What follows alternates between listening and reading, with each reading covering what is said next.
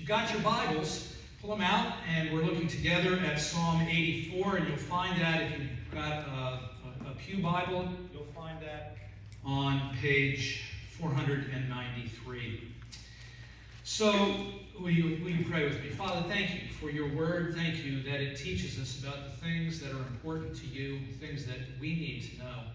In them pertain to everything, to life and godliness. So, Lord, help us to understand them. Help us to walk in light of them. We ask in Jesus' name. Amen. So there was a Baptist preacher, and he went on spiritual retreat to Ridgecrest up near Asheville in the mountains. And up there he was having a mountaintop experience, and it was a great weekend for him. And then he packed in order to come home, and he looked everywhere he could look, and he couldn't find his favorite Bible, the one that was all highlighted and written in and had notes. Oh, and he was despairing and thought he might lose his faith, and he came home just beaten down, and it was horrible. Third week after the retreat, a dog came trotting down the aisle at the end of the service, and in its mouth was his favorite precious book. And he took the book from the dog, and he looked at the dog, and he looked at the book, and he raised up his arms, and he said, "It's a miracle." "Not really," said the dog. "Your name's inside the front cover."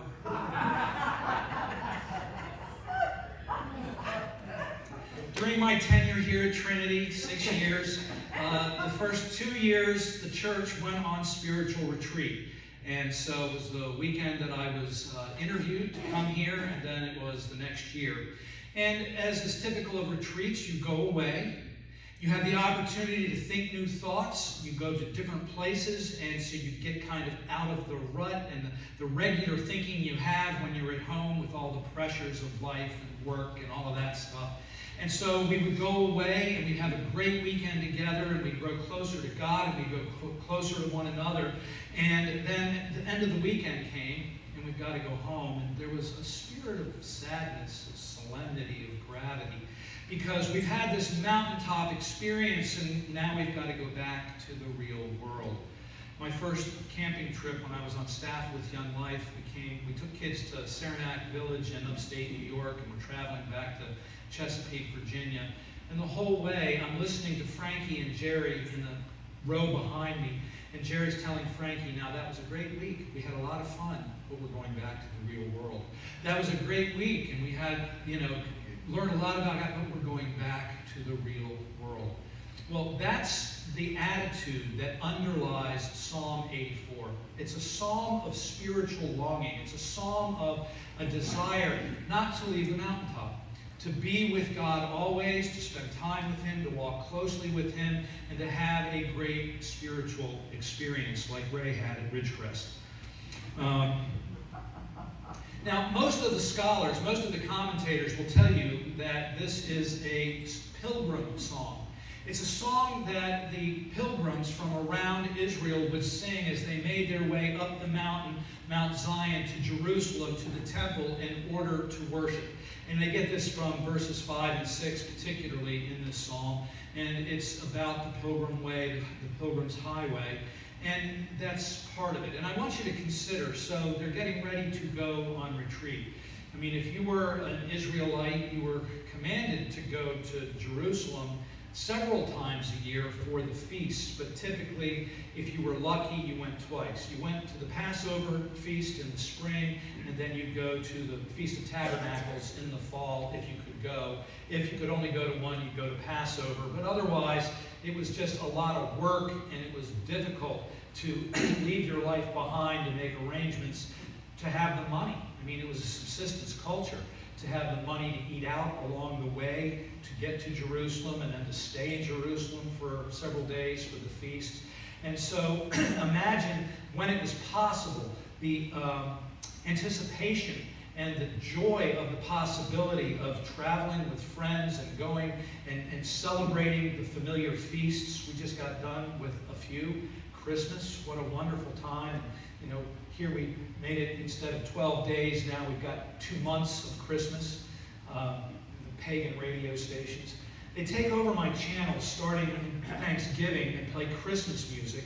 And then Christmas Day comes, and the very day after, it's the second day of Christmas, my true love gave to me. The second day, they're all gone. Christmas is over. The neighbor's got the tree on the curb. We're in Christmas now. It's Christmas. But everybody's sick of it because we've had 2 months of it. But anyways, back to the pilgrims. And they're making their way to Jerusalem. They're climbing the highways. They're going up to Mount Zion. They're going to the festivals. And they are really excited about that. They left behind the humdrum of their lives. And they're looking forward with anticipation to the celebration, to the music, to the songs, to the fellowship. And so they make their way there. You'll see, I think it's in verse 5, it might be 6, but the Valley of Baca. And we don't know exactly where that is, but it's also called the Veil of Balsam. There are different ways to translate this. And it's from this phrase that we get in English the phrase, a veil of tears. This Valley of Baca. Baca or balsam sounds very much in the Hebrew like the word for weeping. So they pass through a period of sadness. They pass through the burdens that they carry with them as they're going on pilgrimage. And it's down through a valley, and it has a beginning and an end, but it's not with them always. It's not a sense of depression hanging over them, but it's part of life. There are ups. They're headed to Jerusalem. They're going to the mountaintop experience, but in order to get there, they go through the Valley of Baca, and they have these trials, these difficulties. And if they're going to the Feast of Tabernacles, the very next line says that they're looking forward to the early rains or the first rains. In the fall, it's the dry season.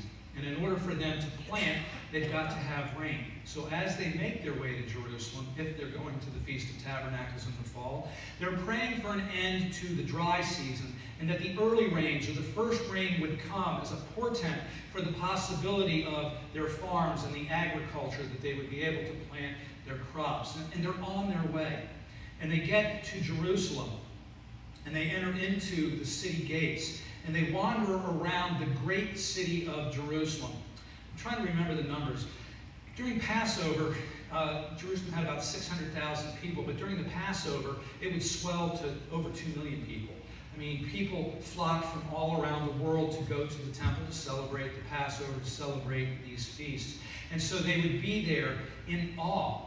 Most of them lived on family farms, or they lived in small villages out in the hinterlands. So to go to the big city, ever watch the Beverly Hillbillies? Ever go to the big city? That's the pilgrims on their way to Jerusalem for this festival. And they're inside the gates now of the city. And they're safe. They're safe because of the armies of God, and they're safe because of the high and big and thick walls. And they've made it almost to their destination. And they get from the city, then they go to the temple, and they enter into the courtyards of the temple. And there they fellowship, and there they worship in the courtyards of the temple, like sitting on a good friend's patio and having a party on the patio. It's what they're experiencing in the temple, why they look so forward to going to the temple. Now, again, most commentators say this is a pilgrim psalm, but there is one dissenting voice, James Montgomery Boyce, and I think that he's right and that most of the commentators are wrong. He points out, if you look with me at the title or the preface to the song, he says, "To the choir master, according to the Gittith." Now let's be honest, they don't have a clue what that is. It's a liturgical or a musical term, okay? I'll take your word for that. But they have no idea what it means or how it's used. It's got something to do with the worship, but its meaning has been lost to history. But that's not the important part. The next one, a psalm of the sons of Korah. Now, most of the songs of ascent, most of the pilgrim psalms are found in Psalm 120 to 134. These are the songs that the pilgrims would sing along the road as they made their way to Jerusalem, to the festivals, to the feasts, in order to worship. But the sons of Korah were not pilgrims. If you go back to 1 Chronicles chapter 26, and you don't have to go there, I'll just tell you, they were the temple ushers. They were the doorkeepers and the gatekeepers of the temple itself. And in 1 Chronicles 26, it describes them and who they are. They're a branch of the family of Levi, so they're Levites, they're priests. And their job, they existed in order to do the cultus, the temple worship, all of the stuff related to the work in the temple for the Levitical priests to do all that. And they were one branch of the priests, and their branch were the ushers. Don't ever think that being an usher in church is a nothing, because God says of the sons of Korah that they were qualified to do the work. They had the strength to do the work. He calls them out by name. They are known to God for the service they give. Now, in the church, the gifts of helps and the gifts of service are largely overlooked. They're not the shiny gifts. They're not the popular gifts. But the church doesn't operate. The church can't function without people serving and people helping and exercising those gifts. Unless you think, if that's your gift, that it's not important or that you're not a big wheel in the church. 1 Chronicles 26 tells you otherwise, that it's important to God that everybody has a job and a place and a way to serve and a way to help. And so these sons of Korah, in order to be working in the temple, it required that they didn't have cars. They had to live in the temple precincts. They lived in and near Jerusalem in order for them to be able to go to their jobs. It describes where they worked at the gate at the north and the south, and the east and the west, and that they served at the gates. And these are who the Korahites, or the sons of Korah, were. They lived in and near Jerusalem, and that is a blessing. I grew up about 20 miles east of Washington, D.C., and on a rainy Sunday afternoon, like today looked like it was going to be, my parents would trundle us along the back of the Rambler station wagon, and then down into the district we would go. And we would go to the mall, or we would go to the National Archives, or to any of the Smithsonian's, and all museums, the National Zoo, are free. It was such a shock to me to leave D.C. and go anywhere. What do you mean I got to pay for a ticket to go into your museum? Museums are free. They are in D.C., but not anywhere else. And these were, I mean, it was a blessing to be there. I mean, we would go down on the 4th of July, and the Beach Boys would do their concert at the foot of the Washington Monument, and then they'd shoot fireworks over the backdrop of the monuments. It was amazing. That's what the psalmist is talking about as we begin the psalm in verses 1 through 4. How lovely is your dwelling place, O Lord of hosts. This is the first temple. This is Solomon's temple. This was the big one. This was the big deal. This was the beautiful one. And it was ornamented when they had money and they were able to buy gold and silver fixtures and fine furnishings. How lovely is your dwelling place. My soul longs, yes, faints for the courts of the Lord. My heart and my flesh sing for joy to the living God. They work there, and yet they can't get enough of it. They are free to worship every day, all day. They get out of bed and they get to go to the temple. They get to worship in the temple precincts. They are there. And then he longs to be like the next line about the birds, verse 3. Even the sparrow finds a home and the swallow makes a nest. Nobody actually lives in the temple. These guys work in the temple, but then they go home at night. But the swallows and the sparrows, they build nests in the clefts between the big stones that make up the temple. Some right behind the altar, up in the wall, high enough so that they can't be reached. And they get to spend their lives literally living in the temple and in the temple precincts. And the Korahites look at them in jealousy and longing that they would love to be able to spend their entire lives in the temple and in worshiping at the altars of the Lord of hosts. And then, here's your outline for the text. There are 3 stanzas. There's 2 selahs. So the first stanza, selah, second stanza, selah, third stanza. And the outline we'll look at this morning is the 3 Beatitudes, the 3 blessings. There's a blessing in verse 4, there's a blessing in verse 5, and a blessing in verse 12. And so we'll unpack that a little bit. So the blessing in verse 4, everything that the psalmist has said in verses 1 through 3 is leading up to this first blessing. This is a blessing of wistfulness. Again, the birds. Gosh, wouldn't it be nice just to be like the birds and to live here and to never ever have to leave the temple, to worship all the time. It's what we do with retreats. We go away. Wouldn't it be great to live on the mountaintop? But we don't. We have to come down off of the mountain. So the blessing is, blessed are those who dwell in your house, ever singing your praise. And so this is the blessing of those who live in and near. It's not the pilgrims. It's those who live in and near among the temple precincts where they have access to the temple. They can go to the temple every day. Like Anna and Simeon did in Luke chapter 2. In their old age, what did they do? They hung out in the temple. They'd get up in the morning and they'd go to the temple and they'd worship all day long. And they didn't need anything else. They didn't want anything else. And this is where they were. That's the blessing of those who live in and near and around the temple precincts, those who serve in the temple. It's an unspeakable privilege. You know, there's a lot of downside to being clergy, but there's also a lot of privilege, a lot of opportunity to be paid, to be in the Bible, to study the scriptures and commentaries, to be able to worship. That's the sons of Korah. And they haven't forgotten who they are or what they do, and so this is their heart.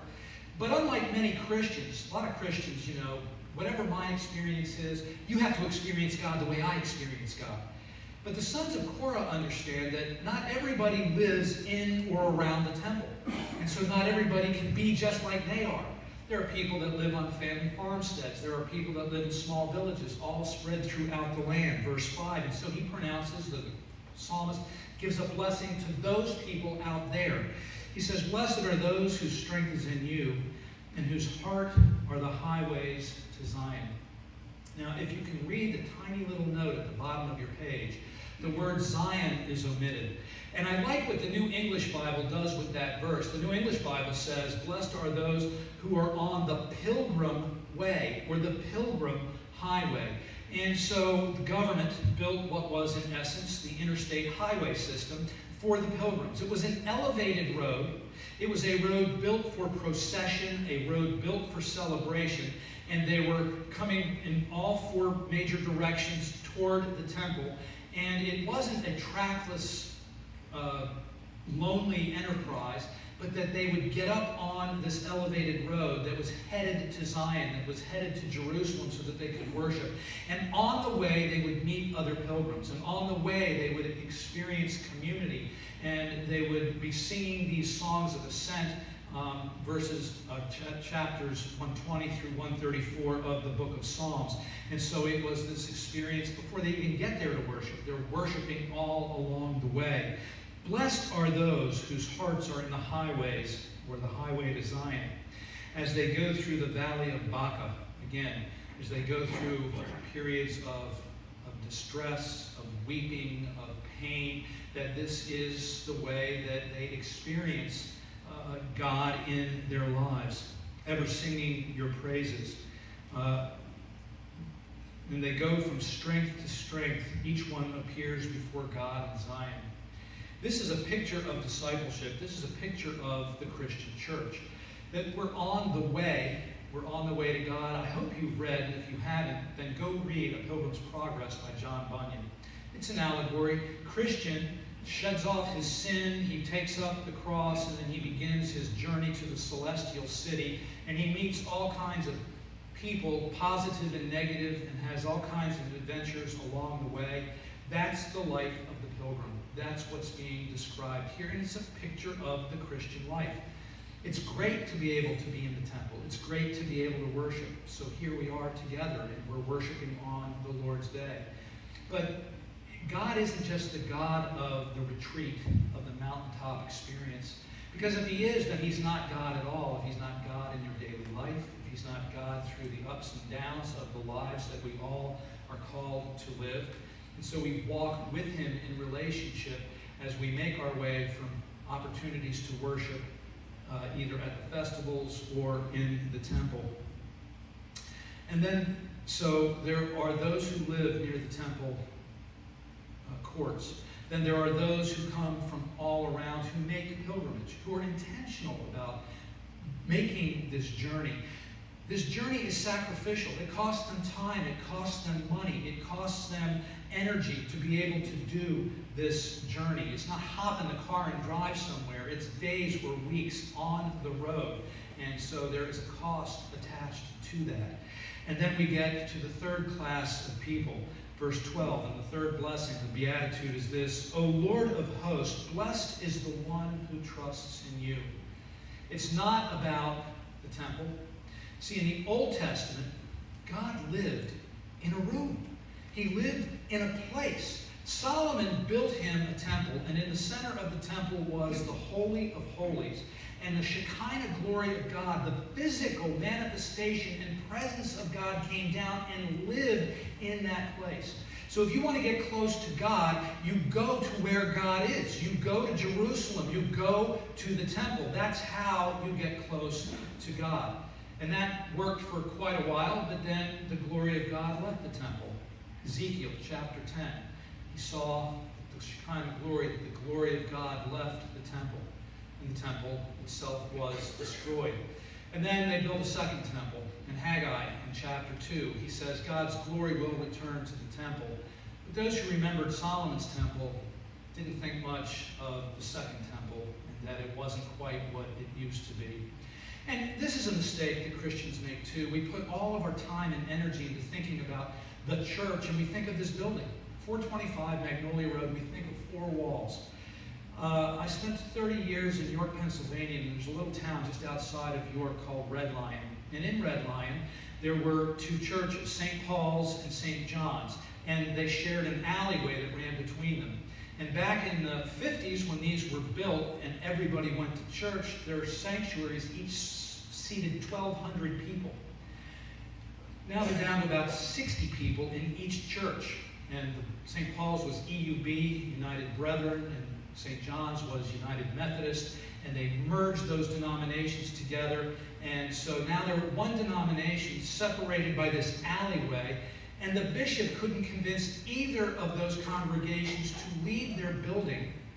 There's 60 people in a sanctuary that seats 1,200 and go across the alley to the other church because, oh, the stained glass windows and my grandmother was here, on and on about the building. About the building. So get over the building. Now, God does not live in our building. He doesn't live here. He doesn't live at Sacred Heart down the street. He doesn't live in the building. Paul told the Athenians, God does not live in temples made by human hands. This is a multi-purpose room, so it should be used for multiple purposes. Worship on Sunday and VBS in the summer, and that's what it's here for. We leverage our assets to building up the kingdom, but the idea that God lives in a room is not New Testament. We'll get to that in a minute. But that's Old Testament. God did at one time dwell in a building, but he's gone. Second temple, that got torn down by the Romans in 70 AD, and there's been no temple ever since.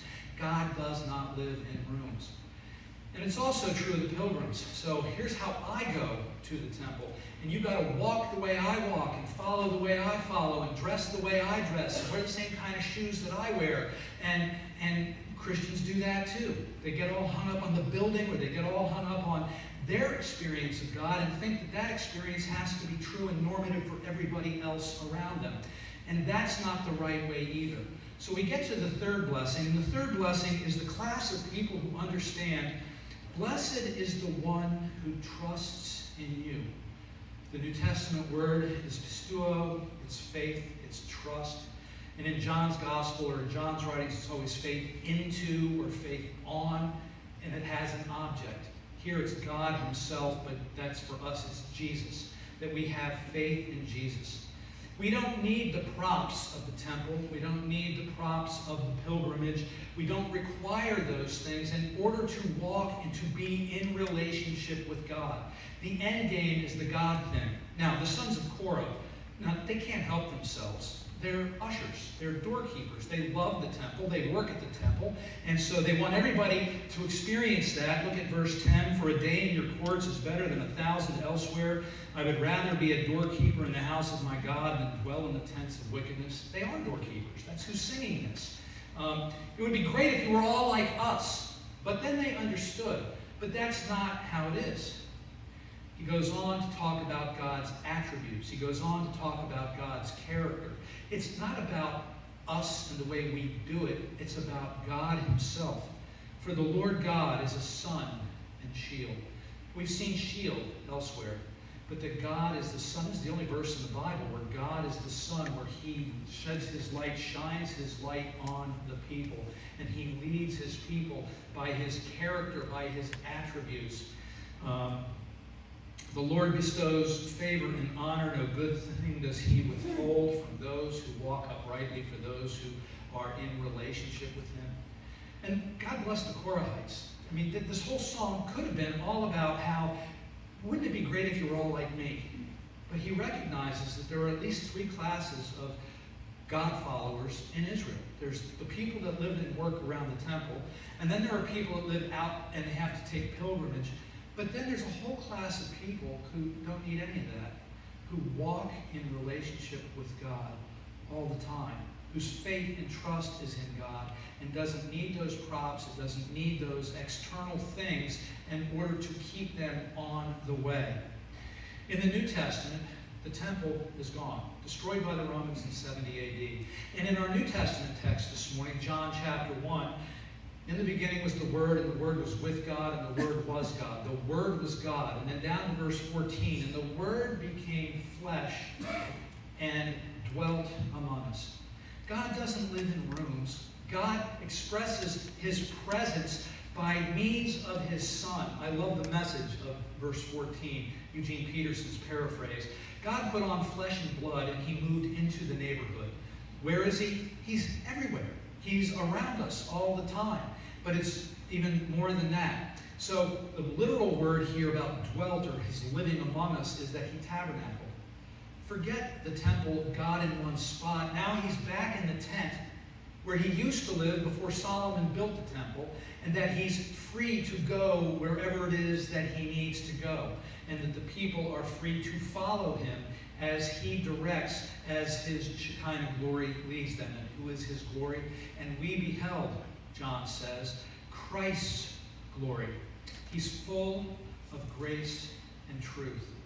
And so for a New Testament believer, it's not about the building, and it's not about the spiritual disciplines. They're good. They're important. They have value. I'm not saying don't come to church and worship. I'm not saying that. I'm not saying don't practice the spiritual disciplines, and those things do help us get to know God better.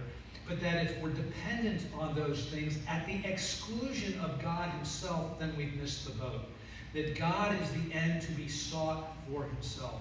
So as we begin a new year, and as God renews his church, we are called as the people of God. Paul says in 1 Corinthians 3:16, do you not know that you are the temple of God, and that the Spirit of God dwells in you, and that you take him, not when you come here and he's just here, no, you take him from here and you take him out there, and that he's given you a mission, and he's given you a calling like the sons of Korah had, to be doorkeepers, but he's calling you to be his witness in the world out there who need him, whether they know it or not, who desire him, whether they understand that or not, and who require him just in order to breathe and to live the life that we were created to live, to be the people we were created to be. Blessed is the one, said the sons of Korah, who trusts in the Lord.